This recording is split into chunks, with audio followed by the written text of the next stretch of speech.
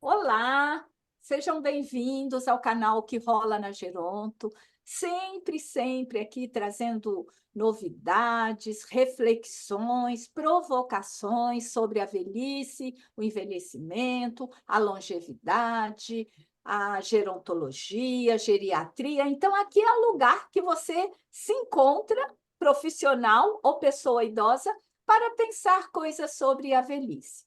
E você já deve ter ouvido muitas vezes de nós que temos uma pessoa muito especial, porque nós consideramos todos os nossos entrevistados pessoas especiais que, de boa vontade, aceitam o nosso convite para conversar sobre 30, 40 minutos sobre um dos grandes temas da gerontologia.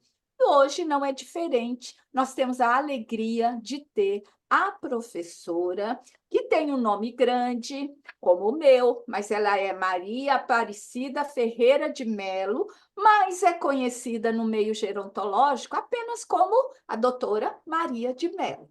Tá. Nunca ouviu falar? Não sabe? Vou dar alguns dados dessa profissional que tem trabalhado muito, não é? Em tecnologia assistiva, que depois ela vai dizer o que é. O que profissionalmente a Maria de Melo faz? Ela é inicialmente terapeuta ocupacional. No SUS a gente fala TO, no centro-dia fala TO, que é a sigla, né? Terapeuta ocupacional. Ela fez pós-doutorado em tecnologia assistiva, isso lá em 2006, na Universidade da Flórida, Estados Unidos. Ela se doutorou em ciências da reabilitação, isso ela fez aqui na geriatria da Unifesp, em São Paulo. Ela é mestre em ciências da reabilitação, com ênfase em tecnologia assistiva, não é? Numa universidade americana também. É especialista em várias situações, fez MBA em economia da saúde, é professora afiliada da disciplina de geriatria e gerontologia da Escola Paulista de Medicina, que nós conhecemos como Unifesp, desde 2021.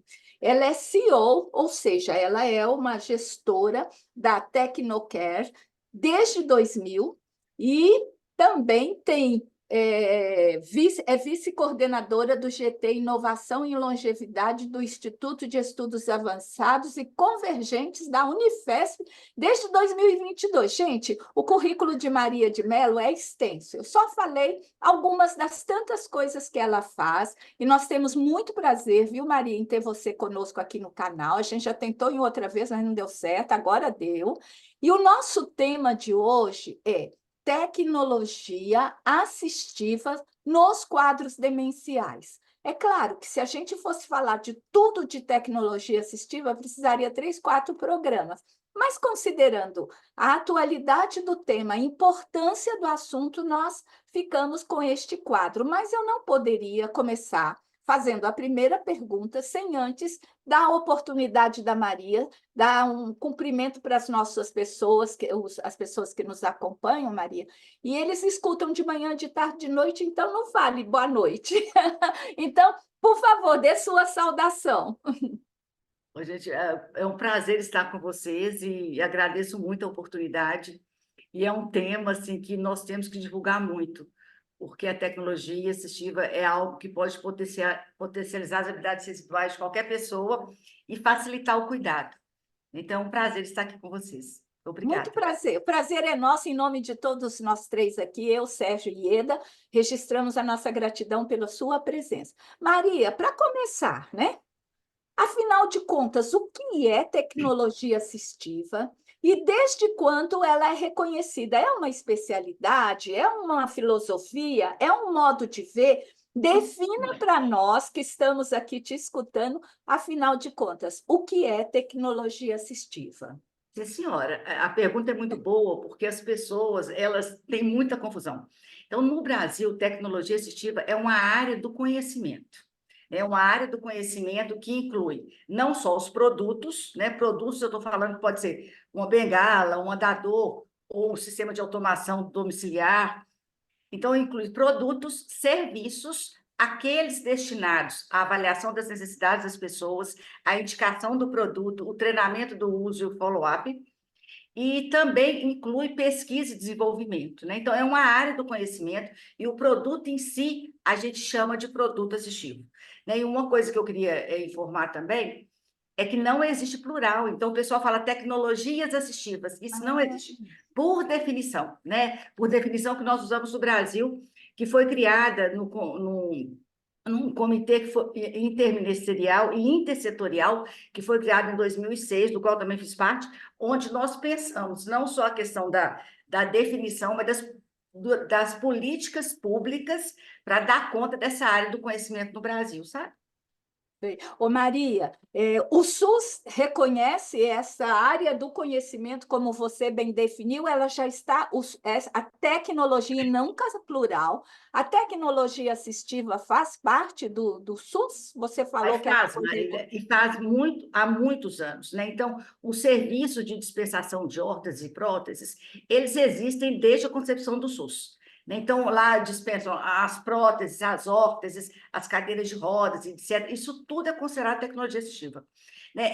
A tecnologia assistiva, ela começa a aparecer no Senado Nacional, que foi pelo Romeu Sazak, e depois eu trouxe isso muito forte, mais especificamente na área do envelhecimento, a partir da década do final da década de 90, mas no SUS já existe muito tempo. O que tem acontecido mais recentemente é a ampliação dos produtos dispensados por meio do SUS.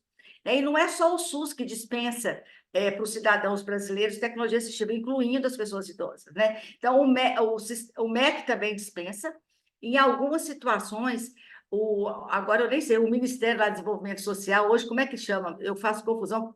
É isso mesmo, né? Eles também, por meio de programas, podem dispensar, né? Então, não é SUS, porque é até um equívoco a gente pensar que tecnologia assistiva é uma responsabilidade ou é um produto, ou o que seja, usado só para a promoção da saúde. Não, é muito mais amplo, né? Na verdade, tecnologia assistiva é uma intervenção para a gente promover as habilidades residuais, atua conjuntamente com os processos de reabilitação.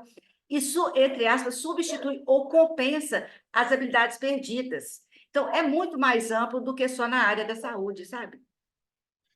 Maria de Mello, professora Maria de Mello, doutora Maria de Mello, que prazer ter você aqui no nosso canal. Seja bem-vinda, corroboro o que a Marília falou, porque você tem uma competência impressionante. E nesse assunto, você é imbatível, imbatível. Nós estamos falando de tecnologia assistiva. E eu vou te fazer uma pergunta, tá certo? Porque tecnologia assistiva, a gente é um nome tão técnico que a gente não sabe. Você mesmo falou bengala, órtese, que a gente usa e nem sabe que é tecnologia assistiva. Então, Uhum, você já deu uma certa definição, mas é muito importante a gente pensar no dia a dia das pessoas. Então, uhum. queria te perguntar e te agradecendo por estar aqui conosco. Qual é o uso efetivo da tecnologia assistiva no Brasil e no mundo? Como é que isso na prática se dá? Olha, hoje, o acesso à tecnologia assistiva é considerado um direito humano, né? Então, isso é preconizado pela Organização Mundial de Saúde, pelas Nações Unidas e pelos programas de direitos humanos pelo mundo afora. Entretanto, a gente sabe que o acesso à maioria dos produtos ele é limitado por questões financeiras, né? Então, a gente sabe, por exemplo, que nós vamos falar muito de saúde pública aqui, que o SUS ele tem um rol de produtos que ele dispensa e esses produtos normalmente não atendem à necessidade, quer dizer, não é que normalmente, o rol deles é limitado, então não atende todas as limitações. Agora, o grande X da questão, Sérgio, é o matching entre o match que eu falei é a combinação, tá? Da necessidade da pessoa com o produto específico. E não pode ser nem aquém nem além. Então, por exemplo, uma pessoa com quadro demencial. Ela está lá no começo ainda, está começando ainda com algumas perdas de memória, alguns esquecimentos, etc. Eu já vou indicar um produto que substitua, entre aspas, essa memória como um todo? Claro que não, né? Então, essa avaliação cuidadosa das habilidades residuais, a gente compreender o progresso da perda, e no caso aqui nós estamos falando de quadros demenciais, como que essa perda vai se dar, e aí vai variar de acordo com o tipo de demência que a pessoa tem, né, e as outras condições patológicas ou de base associadas, o tipo de cuidado, o desenvolvimento do suporte social que essa pessoa tem. Então, essa combinação desse contexto e dessa necessidade específica com os produtos que aquela pessoa tem acesso, porque eu posso falar, Sérgio, por exemplo, de uma cadeira de rodas que custa R$ 150.000, tá? Posso falar uma que o SUS indica que vai custar R$ 1.000. Agora, quando eu estou falando de direitos humanos, que é uma das grandes questões que eu tenho, e eu já fui muito condenada por isso, se a necessidade de um paciente, de uma família, vai ser resolvida com um produto mais caro, e esse cliente é um cliente do SUS, ele não tem direito de saber que teria uma melhor solução para o seu caso? Sabe? Então, eu vivo muito essa situação no meu dia a dia, né? De famílias que procuram soluções mais adequadas e, às vezes, o SUS não cobre e as operadoras de saúde estão longe de cobrir as necessidades de tecnologia assistiva dos seus clientes, né? Então, a gente tem usado muito a judicialização do acesso à tecnologia assistiva, né? Para poder garantir o acesso ao produto e aos serviços, como eu disse anteriormente, que vão fazer essa avaliação cuidadosa, porque aqui, eu repito, não pode ser nem aquém nem além do que a pessoa precisa, e ter uma compreensão da evolução do quadro, para ir fazendo os ajustes de acordo com as perdas funcionais que essa pessoa vai ter e o tipo de suporte. Então, você sabe que eu trabalho basicamente só com a pessoa idosa, às vezes, o usuário ele ama a tecnologia, né? A pessoa idosa com demência, ela adora, mas o cuidador odeia. Adianta eu indicar alguma coisa complexa tecnologicamente? Não adianta, né? Então, quando eu estou falando de quadros demenciais, a gente tem que associar muito o perfil dos cuidadores, da rede de suporte que tem ali disponível para o cotidiano, com o tipo de produto que vai ser indicado. Então, a unidade de controle ambiental, por exemplo, se o cuidador não aceita isso, não adianta, né? Não adianta mesmo, né? Então, é um processo terapêutico. Isso tem que ficar muito claro, né? E a Marília, antes de começar a entrevista aqui, estava me perguntando quais profissionais que podem indicar, né? Então, a tecnologia assistiva como eu falei, é uma área de conhecimento, ela é interdisciplinar. No SUS, quem pode indicar, normalmente, são os médicos, as enfermeiras, viu, dona Ieda? E vocês não estão fazendo isso, me perdoa a intervenção, né? Então, porque a enfermeira e TO são os dois profissionais que atuam no plano de cuidado no cotidiano das pessoas. Então, TO e enfermeira tinham que trabalhar grudado uma na outra, complementando as ações e buscando soluções tecnológicas para as dificuldades cotidianas. Mas o que eu sinto? A enfermagem está muito longe disso. Então, o que eu vejo a enfermagem hoje envolvida em tecnologia assistiva são com a superfície de suporte de prevenção por lesão por pressão, que é o que nós encontramos a primeira vez na vida, você lembra, né, Ieda? Aos 30 anos atrás, né? Então, a enfermagem, é isso mesmo, Sérgio. Lá em 95, foi a primeira vez que eu conversei com a Ieda sobre esse tema. Então, o que eu percebo? Há um grande desconhecimento entre os profissionais, não somente em relação aos produtos disponíveis no mercado, porque nós temos muitos e muitas formas de acesso, né? A gente tem o financiamento, por exemplo, do Banco do Brasil, que financia produtos até R$ 30.000, com uma taxa de juros baixíssima, e a pessoa tem 60 meses para pagar. Então, e essa iniciativa foi do governo federal para compensar a intervenção do SUS, que não pode prover tudo, e, ao mesmo tempo, garantir a autonomia da escolha dos produtos pelos usuários e seus familiares. Eu te respondi, Maria, não sei. eu ia perguntar quais eram os profissionais, aí você já abordou isso, que ótimo.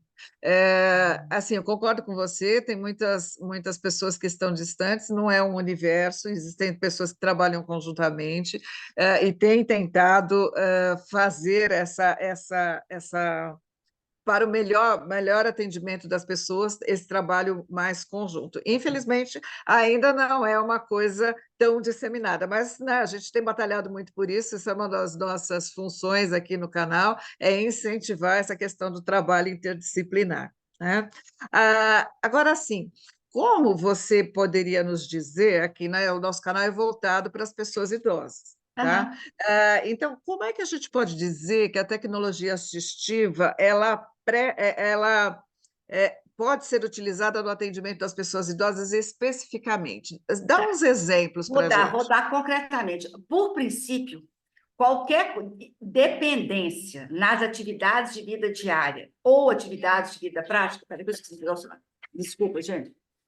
Então, faz de conta, se eu tenho uma dificuldade para me vestir, para comer, para andar, para ficar de pé, para poder atender o celular, etc., isso a gente chama de dificuldade nas atividades de vida diária, cotidiana.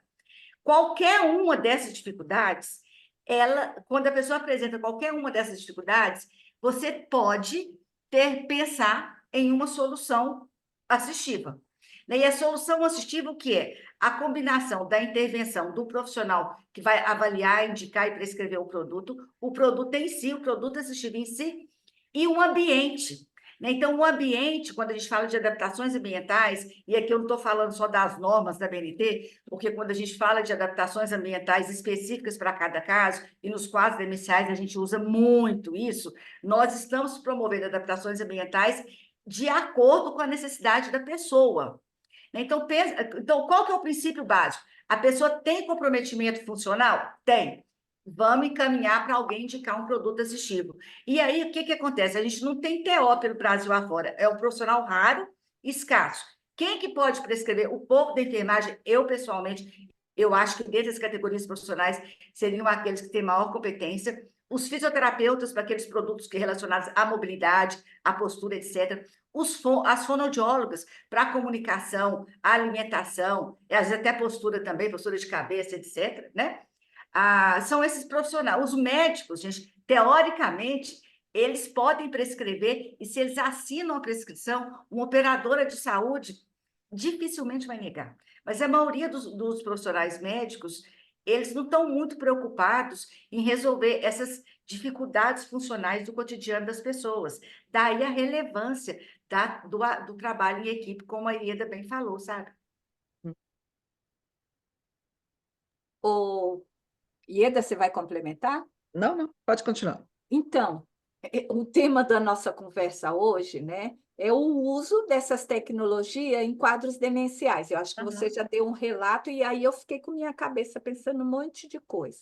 Com uma pessoa que tem demência, assim como você fez na resposta anterior, dei exemplo. Aí passou pela minha cabeça. Hoje a gente conhece a Alexia, que é aquela. Ela é uma tecnologia assistiva? Eu estou perguntando, Ótimo. que Tá, vai te avisar. Aqueles reloginhos, por exemplo, quando a gente procura para avisar que está na hora de tomar remédio. Então, eu queria entender, nos quadros demenciais, e você já assim fala em uma frase o que são quadros demenciais, que nossos ouvintes, nossos profissionais sabem, mas só para a gente saber do que está falando. É possível, e considerando que, pelo que você já deu o diagnóstico até agora, TO é muito bom nisso, mas enfermeira, físio, qual outro que você falou? Fono, né? Seriam ótimos profissionais, fisioterapeutas e também os médicos. Sim. Mas na minha prática eu não vejo isso muito incorporado, não. As pessoas que saem aí procurando. Então, vamos especificar nos quadros demenciais como que a tecnologia pode ajudar. Sim, senhora. Ô, Marília, então, o que são os quadros demenciais? Vou falar, são comprometimentos cognitivos, né, que aparecem por vou falar por alguma lesão neurológica neurodegenerativa e não com trauma. Agora, sabendo que há vários fatores de risco para isso. Então, por exemplo, eu sofri 3 TCEs na minha vida. Eu tenho uma chance altíssima de ter demência. Aí vocês prescrevam tecnologia assistiva para mim, tá?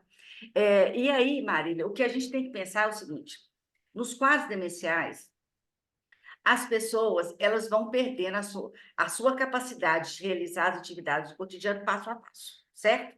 Então, por exemplo, uma das dificuldades que a gente percebe muito claramente, orientação espacial, memória, etc., né? E aí, a Alexa, como você bem citou, e daí eu quero usar a Alexa como um exemplo, porque há produtos que são disponibilizados no mercado que toda pessoa, qualquer pessoa pode usar. Aí, nesse uso, então, por exemplo, Marília usa a Alexa, ou Ieda, ou eu, Sérgio, a gente usa a Alexa, para nós não é tecnologia assistiva, porque não está compensando uma perda funcional.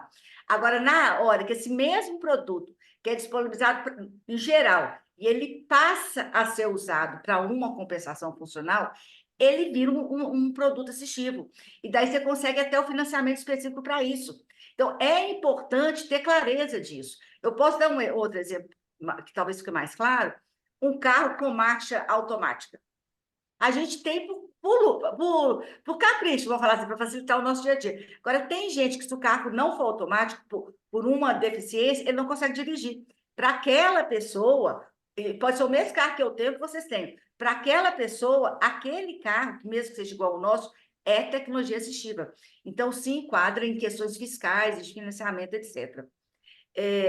Em relação assim, aos quadros demenciais, o que a gente percebe é que, primeiro, que há um mito, né, de que as pessoas com quadros demenciais, em qualquer uma das fases, não aprendem mais nada.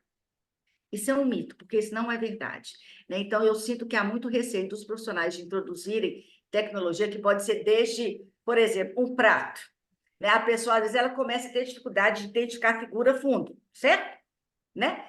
E aí, se um prato, por exemplo, que seja de uma cor única, que vai ter o contraste só do alimento, e às vezes a gente sabe que com a perda, desculpa, com o envelhecimento, você pode ter algum comprometimento visual, e você compensa isso no momento da alimentação, facilitando o processo, criando uma demanda cognitiva melhor e prevenindo confusões pela angústia que a confusão cognitiva gera, você pode facilitar e melhorar a função da pessoa se autoalimentar, né? Então, outro exemplo muito tranquilo, né? Então, na hora de tomar o banho, o shampoo que a pessoa usa, ele é difícil de abrir, faz de conta, né? E a pessoa, ela fica confusa, ou às vezes pela cor, não identifica qual que é o creme e qual que é o shampoo. Se você muda para frascos com diferenciação de cores e mais fácil de manipular, você está facilitando a atividade, diminuindo essa angústia do desempenho funcional,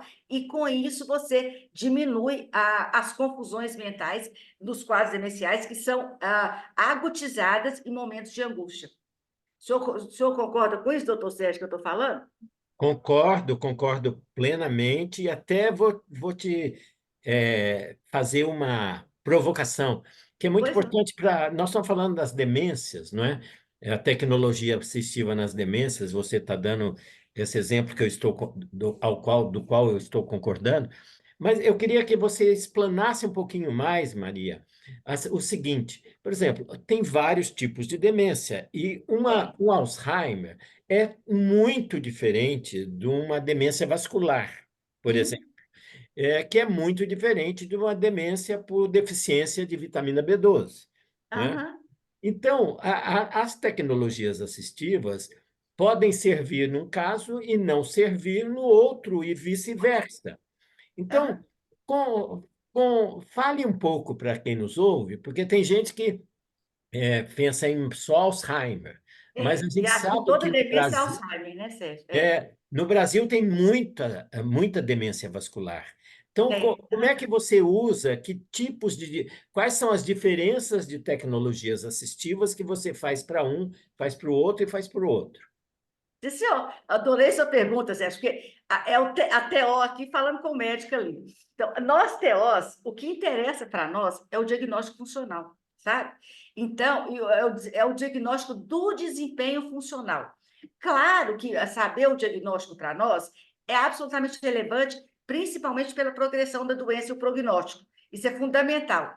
Agora, o que vale mesmo na hora de definir qual produto é melhor para quem é a dificuldade funcional, e não o diagnóstico em si. O diagnóstico vai afetar de eu avaliar, por exemplo, olha, eu vou indicar um produto, e a evolução dessa doença, desse diagnóstico, vai ser muito rápido.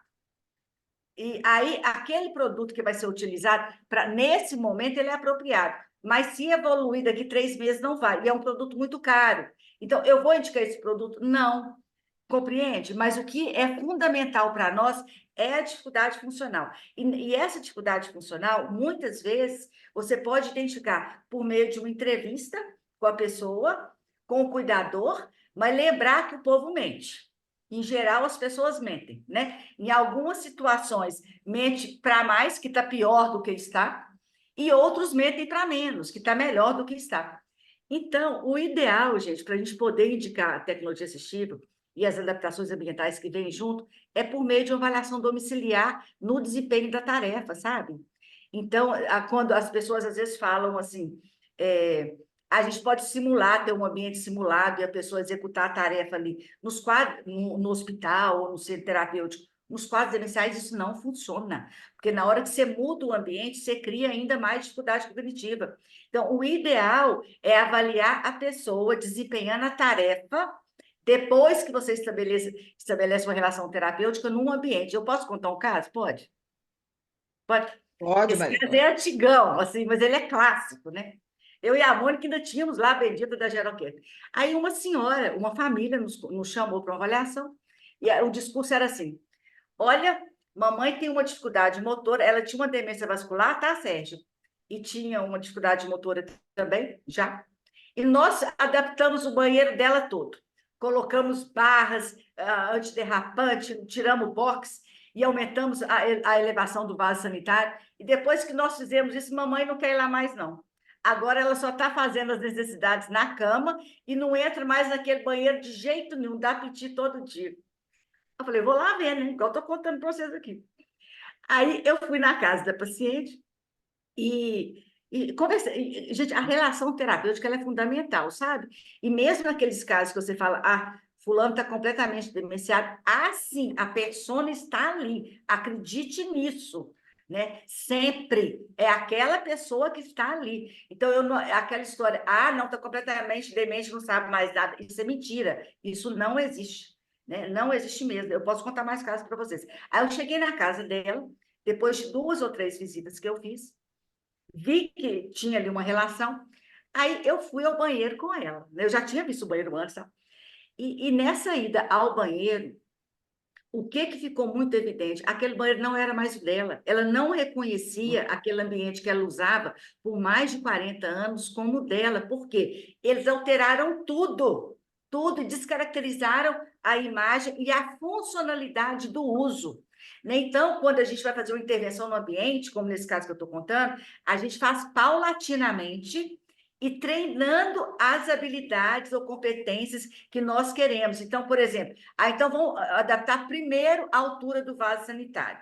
Aí, depois que a pessoa tiver incorporado e usado, vamos para a segunda fase, para a segunda coisa, vamos pôr uma barra no box. Então, é passo a passo. Né? Agora, por desconhecimento, eu diria, de técnicas específicas para prevenir o abandono do uso, o povo quer comprar tudo e põe lá logo tudo, indo muito além da necessidade e da capacidade de acomodação dessas intervenções na sua vida cotidiana, sabe? Da pessoa com demência mesmo, né? Ô, Maria, Maria, Ieda, deixa eu só falar uma coisinha. Eu estou maravilhado aqui por uma coisa, Maria. Eu não Vai. sabia disso. Você está me ensinando uma coisa que eu não tinha noção, até para poder ajudar as pessoas que nos procuram. Ó, vocês vão fazer uma adaptação, mas precisa ser dessa forma, como a Aham. professora doutora Maria de Mello me ensinou. Muito obrigado. De Excelente. nada, Eu acho gente. que isso foi esse seu exemplo é excelente na prática. Obrigada. E não precisa me chamar de doutora, não, Sérgio. Eu não ligo para isso, não. Não, mas eu ô, estou te chamando doutora. Eu sei, você é a Maria de Mello, minha amiga. Eu sei disso. Mas é que aqui eu estou falando, Eu sei, olha não, aqui nós só, somos tem uma turma. doutora para dar importância do seu trabalho. Ajuda. ô, Maria, a gente está aqui falando de tecnologia assistiva, etc., e tem um outro nome relacionado a isso, que é gerontecnologia. Explica para a gente está falando da mesma coisa, a gente está falando da tecnologia assistiva para as pessoas idosas, tem diferença disso com o resto? Esclarece um pouquinho melhor para a Eu gente. vou começar lá historicamente, tem, né? Então, assim, ó, essa história do uso da tecnologia na promoção da autonomia e independência, ela sempre esteve presente na história da humanidade, né? Então, a gente encontra múmias, sei lá, 5 mil, sei lá quantas, com bengala, com tecnologia assistiva, etc., né? Entretanto, no pós-Segunda Guerra, teve um boom de inovações nessa área e o surgimento de novos produtos, etc. E a gente sabe muito bem que há sempre um meio de concorrência entre centros de pesquisas na América do Norte e na Europa, certo? Nos Estados Unidos, a tecnologia assistiva virou tecnologia assistiva. Então, chama Assistive Technology, que foi o que nós adotamos aqui e tudo mais, inclusive os produtos para as pessoas idosas. Então, meu mestrado, doutorado, pós-doutorado, sempre foi no uso de tecnologia assistiva para as pessoas idosas. Concomitantemente, na Europa, surgiu uma área de conhecimento que é nomeada gerontecnologia, que é a aplicação de toda tecnologia, e não somente tecnologia assistiva, mas também os recursos digitais, né, à população idosa. Então, é mais amplo. Então, a gerontecnologia, ela é mais ampla do que a tecnologia assistiva. Por exemplo, inclui saúde digital. Né? E depois da pandemia, esses termos, essas aplicações, elas ficaram mais claras para todo mundo. Quem que não fez um teleatendimento durante a pandemia? Né? Então, assim, as adaptações de acesso ao teleatendimento específicos para a população idosa, ou as estratégias de uso de um celular mais efetivo, que é o que a gente chama de inclusão digital, ou de alfabetização digital, etc. Isso tudo está no campo da gerontecnologia. Mas um não nega o outro. Então, pensa, Ieda, que a tecnologia assistiva ela está incluída na gerontecnologia, só que a gerontecnologia é mais ampla, sabe? Legal. Nossa, muito bom, Maria de Mello, tanta informação que você me deu. Aí, antes de eu fazer a última pergunta para você, me surgiu uma dúvida agora. Pois Um não. profissional que desenvolve ou a gerontecnologia, melhor dizendo, ou a tecnologia assistiva, ele é um especialista? Ou você diz que é uma área de conhecimento, portanto, não é especialista? Ô, Marília, você quer saber se um especialista... A pergunta se você quer saber Que se há uma essas duas população... áreas de conhecimento dão título de especialista em Não, gerontecnologia ou tá, nós vamos tecnologia. chegar. Então, deixa eu contar para você. Desde 2006, eu inventei pós-graduações lato sensu em tecnologia assistiva, porque a gente reconhece que é um campo do conhecimento tão específico Aham. que tem que estudar especificamente ali. Entretanto, tanto assim no COFITO, que é o Conselho Federal de Física e de TO, ou da Fono, ou da Medicina, de todos os conselhos de categorias profissionais, ou das sociedades científicas, não foi criada uma especialização. Tá? E cá entre nós, deixa eu só explicar para vocês por quê. Por conflito de interesses e reserva de mercado, né? Que são questões político-técnicas associadas a isso. Agora, existe no Brasil a Sociedade Brasileira de Gerontecnologia, e há a intenção de criar uma especialidade nessa área. Nesse sentido, eu inventei uma especialização lato sensu em gerontecnologia, que vai começar, se Deus quiser, agora, dia 28 de setembro, sabe? Porque precisa, assim, de mais conhecimento específico, igual o Sérgio aqui falou humildemente que não tinha noção disso, e Kaique, nós não é só isso que você não tem noção especificamente nessa área, não só você, Sérgio, mas a maioria dos profissionais, né? O que é uma pena, porque, pessoalmente, eu não acredito que o mundo vai dar conta de lidar com o envelhecimento populacional se nós não incorporarmos a tecnologia, sabe? Para poder amenizar e diminuir, mitigar o ônus do cuidado que representa o envelhecimento da população no globo, sabe? Então, vocês me conhecem, desde 95, que a minha luta é a incorporação do uso da tecnologia na promoção da autonomia e independência das pessoas idosas, sabe? Perfeito. E a minha pergunta, Maria de Mello, a gente sempre vê a sua trajetória na área do envelhecimento e você sempre anuncia um curso, uma formação, uma atualização. Então, a gente vai te dar agora, ao final, uma oportunidade. Você já citou que tem uma pós agora que começa em setembro, é isso? É. Então, assim, a nossa última pergunta para quem quer saber mais, como conseguir ir atrás de um curso, principalmente as físio, enfermeira, TO, fono, médico, que você citou esses profissionais aí. Fale para a gente. Tá. Marília, eu vou ser agora muito simplista, tá? Tá. Eu inventei, tem o quê? Um mês, que eu falei, não tem condição, não. Porque o povo fala que não tem dinheiro, que não tem tempo, né? Por quê? Porque eles não veem a relevância, o impacto populacional que isso pode ter. né? Aí eu inventei um mini curso, que vai ser no dia 10 de agosto, e que a pessoa idosa paga R$ 22,50. O profissional paga R$ 50, e eu sei lá quanto paga o estudante, que eu não lembro de cabeça, deve ser uns 30. Não é de graça, por quê? Porque eu já inventei curso de graça e o povo faz a inscrição e não vai. E nesse mini curso, que vai ser no dia 10 de agosto, uma manhã de sábado, o nosso grande foco vai ser discutir essa necessidade, para que as pessoas, para a ficha começar a cair. E a minha grande meta é que a população idosa incorpore, tome poder nessa luta, sabe? Porque é um direito humano previsto até na nossa Constituição o acesso. Né? E a Lei Brasileira da Inclusão reforça isso, e nós temos várias regulamentações do SUS, etc. Mas se a gente não conhece o nosso direito, a gente não luta por ele. Então, mais do que eu falar para vocês assim, da especialização, depois, quem tiver interesse, eu posso passar as informações para vocês, vocês podem divulgar à vontade, mas o que eu queria mesmo era assim, o conhecimento popular, que todo mundo soubesse o que é e criasse pressão, não só com o profissional que vai atender, mas nos órgãos públicos, nos conselhos de direito, municipal, estadual e nacional, etc. Todo lugar que a pessoa estiver circulando, sabe?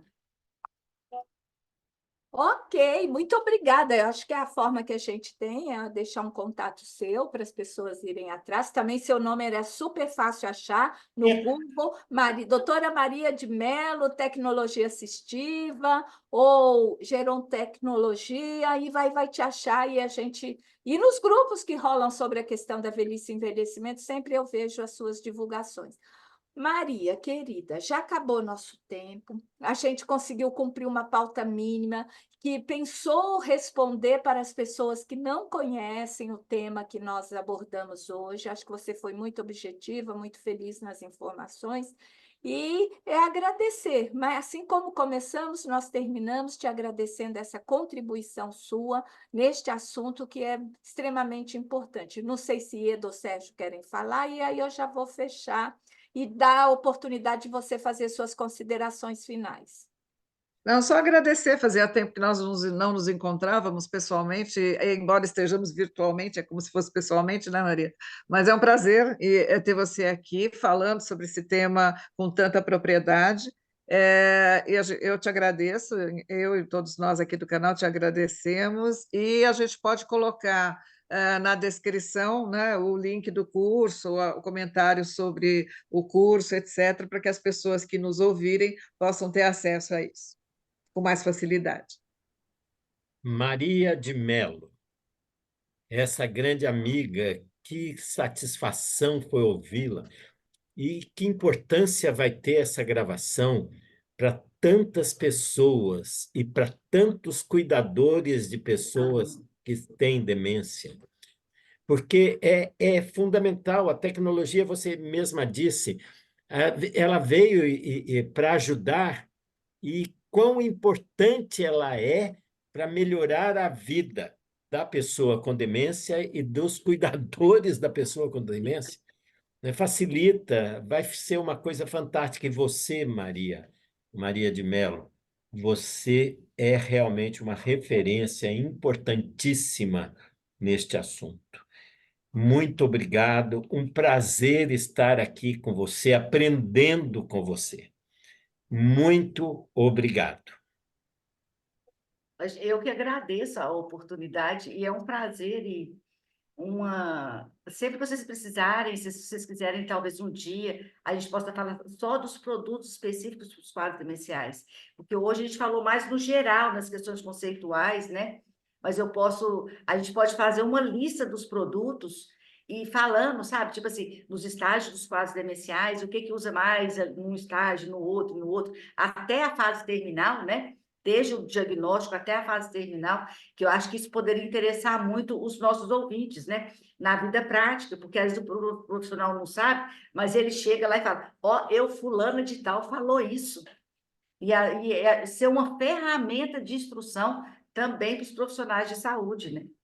Eu agradeço demais, foi uma delícia estar aqui com vocês, né? Obrigada.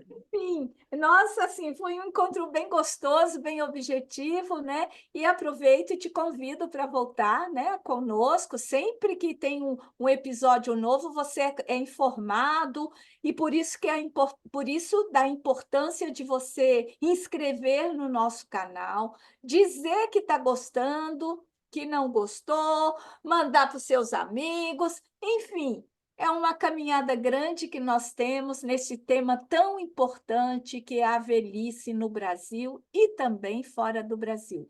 Muita coisa está acontecendo e este é o propósito principal do canal Que Rola na Geronto. Eu, Sérgio, não é, e Ieda, te agradecemos, e muito especialmente a Maria de Mello, que deu seu tempo para nós nesta gravação de hoje. Queridos, até a próxima, até o próximo canal Que Rola na Geronto. Bye, bye.